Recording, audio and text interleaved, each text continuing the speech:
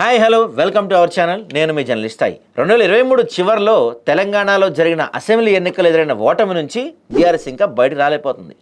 ఇప్పటికీ తన ఓటమికి కారణాలు ఎత్తుక్కుంటూ ఉంది. ఎందుకు తాజాగా ఆ పార్టీ కీలక నేత కేటీఆర్ చేసిన వ్యాఖ్యలే ఉదాహరణ. ఇక్కడ విషయం ఏంటంటే ఇప్పటికే పార్టీ ఓటమికి కారణం పార్టీ అధినేత కేసీఆర్ కానే కాదని, ఆ తప్పు ఎలా జరిగిందో తెలుసా అంటూ కొత్త కోణం చూపించే ప్రయత్నం చేశారు కేసీఆర్. ఇప్పుడు ఇది అవసరమా అనిపించక మానదు.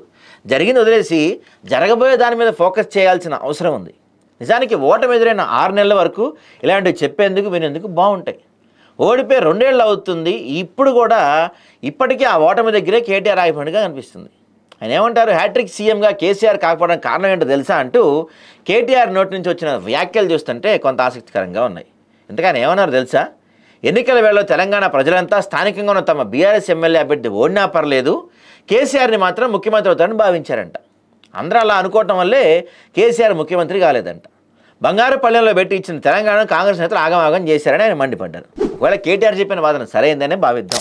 ప్రజలు తమ పార్టీ ఎమ్మెల్యేలో ఉన్న వ్యతిరేకతను గుర్తించడంలో ఫెయిల్ అయింది ఎవరు? తమ పార్టీ ఎమ్మెల్యే అభ్యర్థులు మార్చి ఉంటే ఈ ఓటమి ఎదురయ్యేది కాదు కదా. అలా చూసినా కేసీఆర్ అంచనాలు అందుకోవటంలో ఆయన ఫెయిలియర్ కాబట్టి ఆయన ముఖ్యమంత్రి కాలేకపోయారు.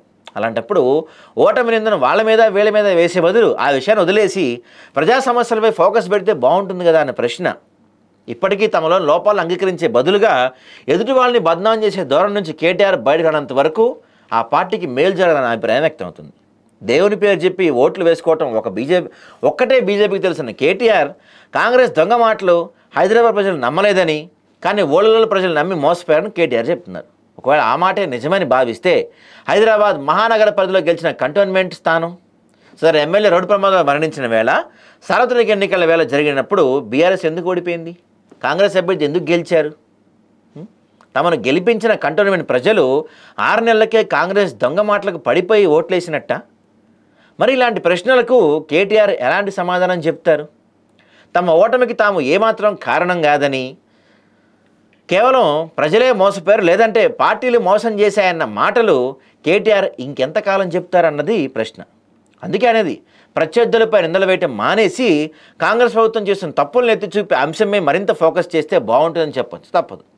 మరి ఇలాంటి అంశాల మీద కేటీఆర్ ఫోకస్ పెట్టేది ఎప్పుడన్నదే అసలు ప్రశ్న.